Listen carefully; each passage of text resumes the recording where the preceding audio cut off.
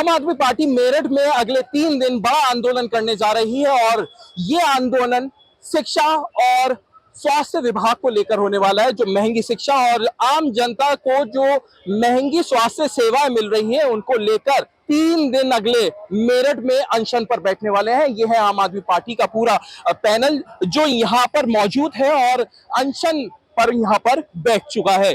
कहीं ना कहीं चुनौती है प्रशासन को और स्वास्थ्य विभाग को। सबसे पहले बात करेंगे, सोमेंद्र ढाका जी हमारे साथ मौजूद हैं, आम आदमी पार्टी के पश्चिमी उत्तर प्रदेश के अध्यक्ष हैं। किस तरीके से पूरा चलने वाला है, क्या क्या मांगे हैं, थोड़ा सा बताएं इसके बारे में। देखिए, आम आदमी पार्टी की जो स्थापना हुई थी ना, आम आदमी पार्टी अपनी स्थापना के समय से बुनियादी मुद्दों की राजनीति करी है। मध्यम वर्ग के लोगों के लिए, गरीब मजदूर किसानों के लिए शिक्षा, स्वास्थ्य, सड़क सुरक्षा, बिजली, पानी, खेती किसानी के मुद्दों की राजनीति आम आदमी पार्टी करती है। और आम आदमी पार्टी अपनी उसी राजनीति के मुद्दे पे दिल्ली में सरकार बनाई, पंजाब में सरकार बनाई और फिर राष्ट्रीय पार्टी बनी। लेकिन हम लोग देख रहे हैं कि उत्तर प्रदेश में जो है शिक्षा और चिकित्सा में खुली लूट मची हुई है। मैं मेरठ की बात करता हूं तो मेरे साथी जिलाध्यक्ष अंकुश चौधरी जी अक्सर यहाँ की बात बताते थे। मेरठ पश्चिम उत्तर प्रदेश का शिक्षा और चिकित्सा का एक हब है, एक बड़ा क्षेत्र है। यहाँ पे बड़ी संख्या में छात्र आते हैं, लोग इलाज करने के लिए आते हैं। लेकिन आप देखेंगे, यदि मैं स्वास्थ्य सेवाओं की बात करूँ तो प्यारेलाल शर्मा स्मारक बहुत बड़ा एक मेडिकल जिला अस्पताल है, अपना मेडिकल कॉलेज है, लाला लाजपत राय मेडिकल कॉलेज। लेकिन दोनों की आप हालत जाके देखेंगे तो बिल्कुल बदहाल अवस्था में है। जानबूझकर शासन द्वारा उसको बदहाल किया गया है ताकि जो है प्राइवेट अस्पतालों को मौका मिल सके। तो प्राइवेट अस्पतालों की हालत ये है कि वहाँ ओपीडी के नाम पे जो चार्जेस लिए जाते हैं, कितनी भयंकर फीस उन्होंने लिए। एक डॉक्टर दिन में जो है 100-200 लोगों को देख रहा है, उसके ऊपर वो टेस्ट लिख रहा है, टेस्ट के नाम पे फिर वहाँ ठगा जा रहा है। तो एक व्यक्ति जो एक साधारण बीमारी भी लेके आता है वो भी मतलब अपनी जमा पूंजी, सारी साल भर की जमा पूंजी उसमें करता था। तो हमको लगते हैं कि शासन प्रशासन मिलके जो है चिकित्सा क्षेत्र में जो लूट हो रही है, हम इसकी संगठित लूट के खिलाफ यहाँ आंदोलन कर रहे हैं।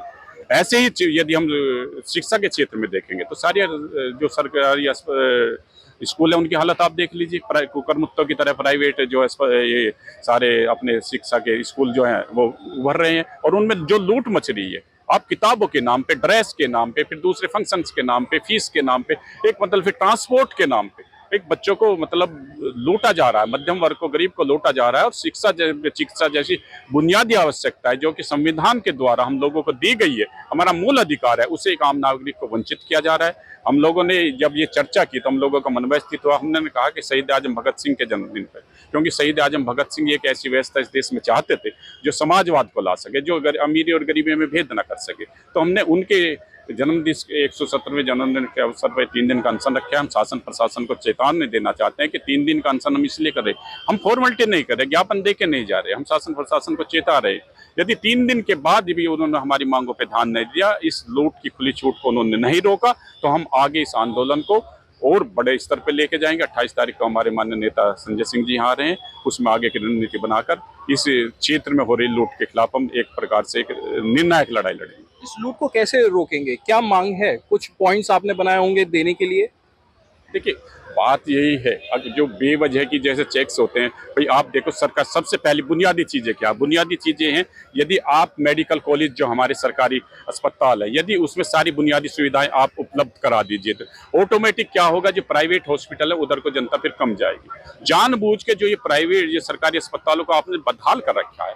क्यों आप फ्री में टेस्ट नहीं कराते, क्यों वहाँ जो जनरल टेस्ट होते हैं उनकी वो नहीं है, उपलब्धता नहीं है। जैसे सर दिल्ली में मोहल्ला क्लिनिक, ऐसे मोहल्ला क्लिनिक यहाँ क्यों नहीं है। सरकारी जो आपके स्कूल है वो स्कूल इतने बदहाल क्यों है, उनकी उसमें अध्यापकों की व्यवस्था क्यों नहीं है। अभी आज एक ही पेपर में आपने भी पढ़ा होगा, नोएडा में जो सरकारी स्कूलों के बच्चे हैं 8वीं तक के बच्चे जोड़ना घटाना नहीं जानते। तो हमारी यही है कि पहले सरकारी जो बुनियादी आपके सरकारी अस्पताल हैं, सरकारी स्कूल है, उनकी बुनियाद मजबूत की जाए, उनको ऐसे उभारा जाए कि उनके सामने प्राइवेट जो स्कूल है, प्राइवेट अस्पताल है वो कमजोर हो जाए, तो ऑटोमेटिक जो है इनका फिर जो मनमानी है उस पर रोक लगेगी। हम लोग सरकार को चेताएंगे, उसको मजबूर करेंगे कि वो शिक्षा और चिकित्सा के क्षेत्र में जो है सरकारी व्यवस्थाओं को मजबूत करें। हमारे साथ आम आदमी पार्टी के जिला अध्यक्ष अंकुश चौधरी। चौधरी साहब, ये जानना चाहेंगे कि आप तो कई समय से इस चीज़ के पीछे लगे हुए हैं, एक तरीके से आम जनता को सुविधाएं उपलब्ध कराने के लिए प्रयास करते रहते हैं, अब आखिर में आके आपको अनशन ही करना पड़ गया। देखिए, सरकारी व्यवस्था जो है वो चरमरा गई है। स्वास्थ्य सेवा के नाम पे पश्चिमी उत्तर प्रदेश हेल्थ का हब है। मेडिकल कॉलेज के अंदर अभी आप लोगों ने देखा कि दवाइयां वहां पे उपलब्ध नहीं थी। जब जांच हुई तो ये बताया गया कि 50% दवाइयां उपलब्ध है 900 कुछ में से, लेकिन जब जांच हुई तो 35% दवाई नहीं मिली, खांसी की जुकाम की दवाई नहीं मिली। तो आखिर गरीब इंसान जाए तो जाए कहाँ? लंबी लंबी लाइनें वहां पे लगी है। और जब आप प्राइवेट अस्पतालों की तरफ जाओगे या प्राइवेट क्लिनिक की तरफ जाओगे तो वहां पे 200-200 300-300 लोग हैं। एक डॉक्टर को नंबर लिखाओगे तो अगले दिन उसका नाम आएगा। तो इस लूट की खुली छूट के खिलाफ हम लोग यहाँ खड़े हैं। ये लड़ाई 2016 से हम लोगों ने शुरुआत की। 2020 में इलाहाबाद उच्च न्यायालय में हमने पीआई डाली। आज हम लोग यहाँ सड़क पे अनशन कर रहे हैं, आंदोलन कर रहे हैं। इससे पूर्व में भी जिस अस्पताल में व्यवस्था हुई उस पर हम लोगों ने आवाज उठाई।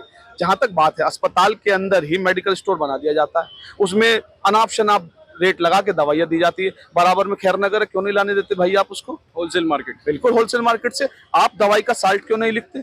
आप वहीं पे टेस्ट कराने के लिए अगर क्लिनिक पे जाए तो वहीं बैठा होगा, तुरंत पट्टी बांधेगा, आपको वहीं ले लेगा उसका, आपका टेस्ट के नाम पे लूट। तो ये सारी की सारी जो लूट है, आप देखो जो एजुकेशन की अगर हम बात करें, गरीब जो है पश्चिम उत्तर प्रदेश का किसान त्रस्त है, क्योंकि पूंजीवादी नीति सरकार की है।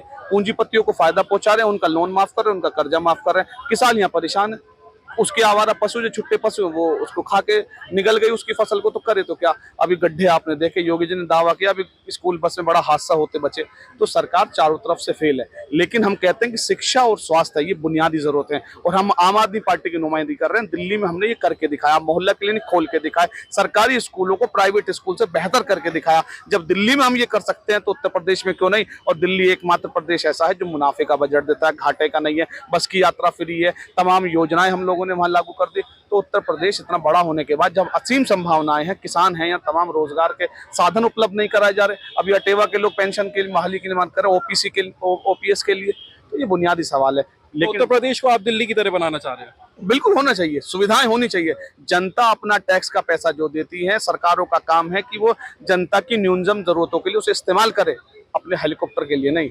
तो योगी जी से हमारा निवेदन है कि मेरठ की लचर स्वास्थ्य व्यवस्था, पश्चिम उत्तर प्रदेश की स्वास्थ्य व्यवस्था जो उन पर थोड़ा ध्यान दे, मेडिकल कॉलेज और इनको ठीक कराएं, और डॉक्टरों की खुली लूट बंद करें। इस जो स्कूल मालिक हैं उनकी लूट बंद। कुछ बिंदु बताएंगे किस तरीके से इसको रोका जा सकता है? क्योंकि डॉक्टर तो कह देंगे कि हम अनुभवी हैं और अनुभव के हिसाब से हम फीस ले रहे हैं, ऐसे ही स्कूल बता देंगे खर्चे इतने, तो इनको कैसे रोकथाम करी जाए?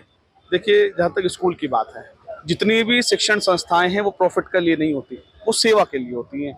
आप जितने बड़े बड़े स्कूल हैं उनके मालिकान के पास आप जाए, उनका कोई और व्यापार नहीं है, सिर्फ एक व्यापार है कि उनका बड़ा स्कूल है।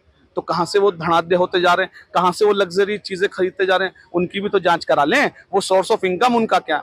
डॉक्टरों की बात करते हैं, 200 व्यक्ति को देख पाएगा एक डॉक्टर? आजकल के डॉक्टर मेरठ में ऐसे भी हैं जो पर्चे पे दवाई खुद नहीं लिखते, बराबर में उनका बैठा हुआ एम्प्लॉय दवाई लिखता है। पेशेंट को देखते हैं, बाहर भेज दिया जाता है, 5 मिनट बाद उसका पर्चा बाहर जाता है। तो इस तरीके से लूट होगी, इस तरीके से लूट हम नहीं होने देंगे। अस्पताल के अंदर बोर्ड लगना चाहिए कि आप दवाई कहीं से भी ले सकते हैं। न्यूनतम राशि तय होनी चाहिए कि इससे ज्यादा फीस नहीं लेंगे। अगर 200 पेशेंट कैसे, एक न्यूनतम तय होना चाहिए कि मानक के आधार पे कि 5 मिनट 4 मिनट एक पेशेंट को तो देंगे आप, उसकी समझेंगे तो सही बता। आप फीस तो ले रहे हैं उससे 1000 रुपए, 1500 रुपए, और 2 मिनट उसको देख नहीं रहे। तो ये लूट है। लेकिन आंदोलन पहले भी होते रहे हैं, समाजवादी पार्टी ने भी आंदोलन करा था, अतुल प्रधान उसमें शामिल थे, आपके साथ भी सहयोग है समाजवादी पार्टी का। तो कमी कहाँ रह जाती है? आंदोलन होते हैं लेकिन सुनवाई नहीं हो पाती है, क्या होता है? देखिए, एक बड़ा भ्रष्टाचार का केंद्र है। आप देखिए इसके अंदर कौन लोग इन्वॉल्व हैं? वो लोग इन्वॉल्व हैं जो बड़ा बड़ा धन तमाम जो सत्ता में बैठे लोग हैं उनको देने का काम करते हैं। ये मेरा सीधा आरोप है। अस्पताल मालिक जो हैं वो अवैध उगाही करते हैं। आप देखो जितने अस्पताल बने, इनकी जांच करा लो, क्या प्राधिकरण के नक्शा इनका स्वीकृत है? अगर नक्शा स्वीकृत है तो उससे विचलन इन लोगों ने करके बना लिया, आज ही सारों पे सील लग जाएगी। क्या फायर की एनओसी इनके पास है? लोगों की जान के साथ खिलवाड़ करेंगे। अगर खुदा ना खास्ता में कोई हादसा हो जाए तो क्या होगा? मेरठ में विक्टोरिया पांडु, उसका दर्द, उसका दंश आज तक मेरठवासी झेल रहे हैं। आधे से ज्यादा जो अस्पताल है उन पर फायर की एनओसी नहीं है। तो ये सारी चीजें कि आप सिर्फ कमाई के लिए लोगों की जान को जोखिम में डालेंगे, ये तो हम नहीं होने। ये 3 दिन चलने वाला है या आगे भी? ये 3 दिन चलेगा, और 3 दिन के अंदर हम अपने साथियों के साथ बैठेंगे और पूरे पश्चिम उत्तर प्रदेश के लोग, क्योंकि ये आंदोलन मेरठ तक सीमित नहीं रहेगा।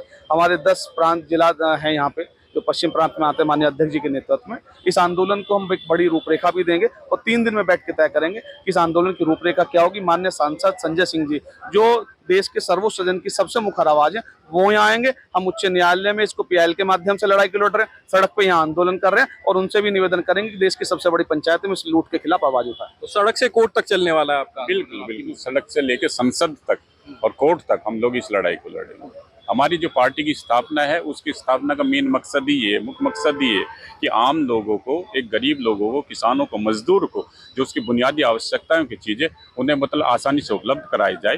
देखिए, शिक्षा, आज एक मध्यम वर्ग के परिवार का सारा पैसा कहाँ जा रहा है? बच्चों को पढ़ाने में जा रहा है, या यदि उसके शरीर में कोई बीमारी उसके परिवार में हो जाए तो पूरी जमा पूंजी, साल भर की जमा पूंजी एक झटके में निकल जाती है।